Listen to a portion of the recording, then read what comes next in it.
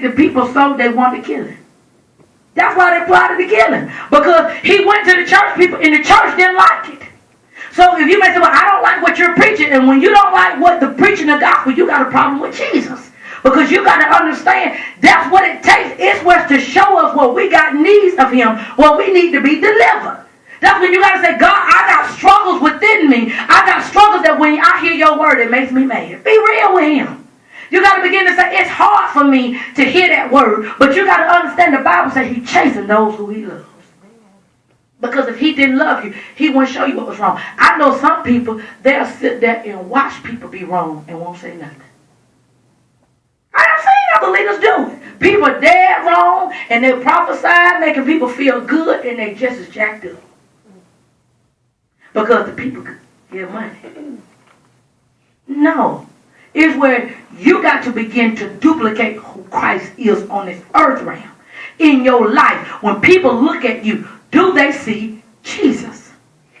Do they be convicted by your lifestyle? How you talk? Do people hear Jesus? Matter of fact, when you're not in church, when you're at home around your family, how do people see you? Because if they don't have no respect for you, if they can cuss and do all this stuff, that's telling you that your light ain't shining. See, because you got to understand, when you got Jesus, this light gonna give off. I don't care where you at. You at the grocery store. It's gonna cause somebody to just be looking at you. It's gonna cause somebody to see the light. They're even gonna be able to tell by the conversation that you're having with somebody. That's a believer. I see it the way. Even you going through. How do you go through? Do everybody know when you're going through? See, this is a generation that talk about we got Jesus, but no, time you go through, we know you go through. We know you mad. I go through, but you'll never see it. You know why? Because I'm hidden in him. I refuse to allow what I'm going through to be displayed. Because when you go out, guess who you displaying? You're displaying Jesus. And if you don't look like Jesus, you're a poor excuse. Because all this, that's the fact. Now, I'm a Christian. I go to church. But when we look at the life, you don't see that. Somebody, I was talking to a lady. Somebody was talking to her, and the person began to tell her that she was saying something to them, and she was saying, well, how you act, that's a reflection of your pastor. And you know what the person told her? The person told her is, I'm my own man. Not understanding that if they're your parents and if you're not attached to the house, you're coming as a different spirit.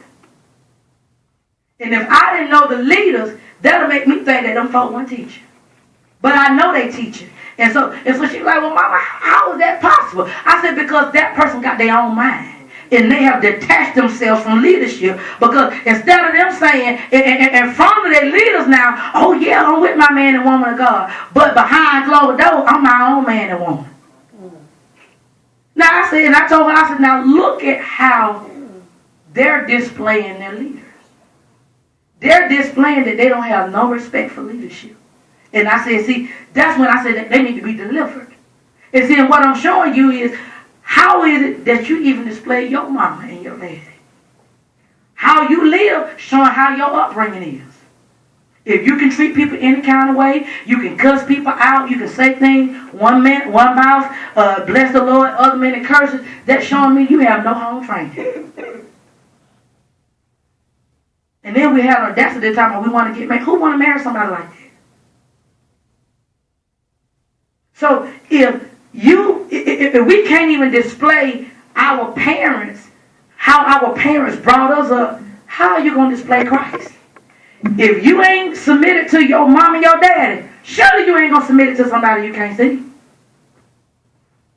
Because when you finish reading that 1 Samuel 15:23, when it said rebellion is as the sin of witchcraft, when God said you have rejected me, now he said you have rejected me as your king. So in other words, when we operate in rebellion, we're rejecting to be kings. So you know when I was teaching about being a king, and God said, don't be telling everybody they're a king because they're not. So when we operate in rebellion, we're telling God, I don't want to be a king. See, we can tell God all we want to with our mouth. See, the church is going through a process where we got to be cleansed and we got to be delivered. See, we hear all this stuff about blessings. Blessings is fine, but it don't do no good. But when our systems is messed up, we got to be delivered. What is delivered? Delivered is when you're shown the right way and he's showing you the wrong way and you're choosing to do the right and stop doing the wrong. That's deliverance. All the time it's not over a trash can. It's a change of the mindset. The Bible says choose death or life. Because whichever one you choose, that's the fruit you're going to get. And so we got to understand when we choose something else, we have refused and we have rejected God and we're telling him, I don't want to be delivered. Because see, that's what the woman did. She was telling God, my son need to be God. And he was saying, woman, that's what he told her.